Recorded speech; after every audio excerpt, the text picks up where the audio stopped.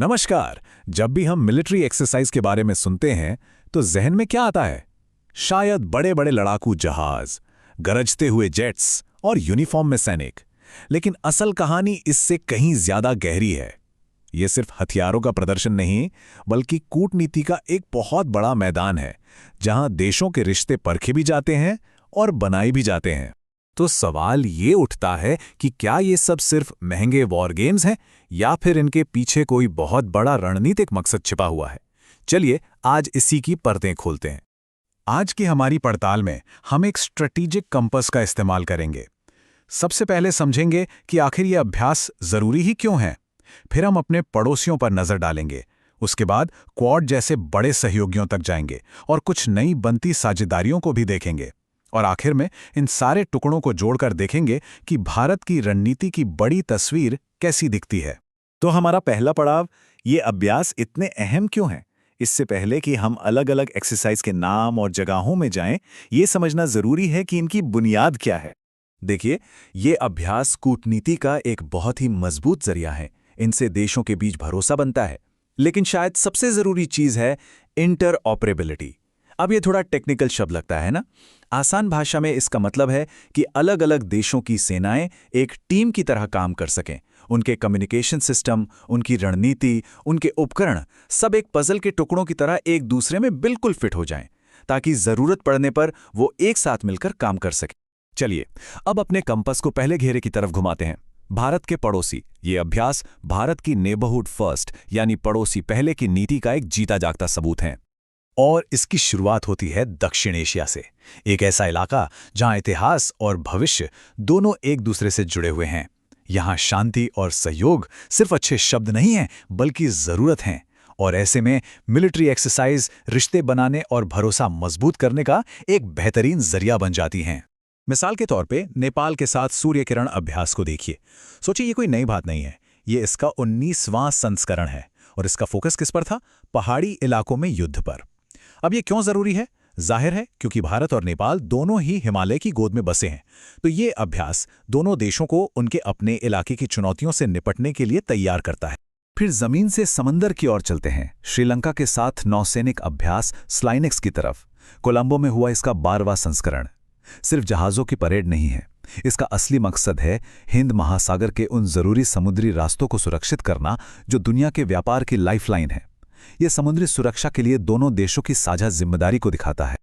अच्छा, अब अपने कंपास का दायरा थोड़ा और बढ़ाते हैं।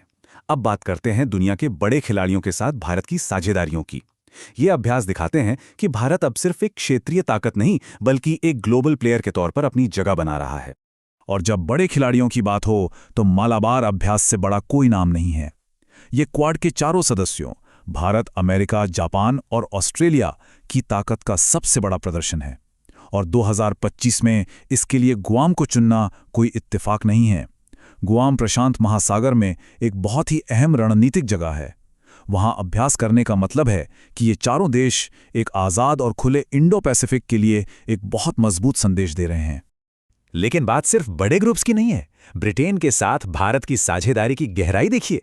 एक तरफ राजस्थान के रेगिस्तान में थल सेना का अभ्यास अजय वॉरियर हो रहा है, तो दूसरी तरफ समंदर में नौसेना का अभ्यास कोंकण।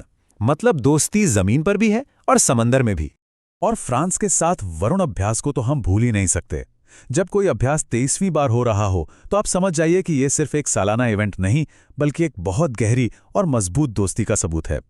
अरब सागर में इसका होना दिखाता है कि इस अहम समुद्री इलाके में शांति बनाए रखना दोनों देशों के लिए कितना जरूरी है। पुरानी दोस्ती अपनी जगह है, लेकिन नई साझेदारियां भी तो बन रही हैं, है ना? हमारा अगला पड़ाव यही दिखाता है कि भारत कैसे नए सैन्य सहयोग के जरिए दुनिया में नए दोस्त बना रहा है। और पता है, 2025 इस मामले में एक ऐतिहासिक साल था।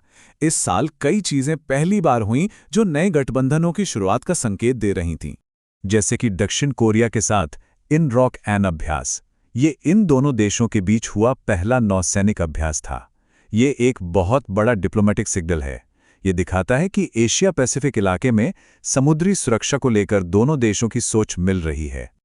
और फिर एक ऐसा अभ्यास हुआ जो सच में गेम चेंजर था, आईकमी। जरा सोचकर देखिए, भारत और 10 अफ्रीकी देश भारत और तंजानिया के नेतृत्व में अपना पहला जॉइंट समुद्री अभ्यास कर रहे हैं।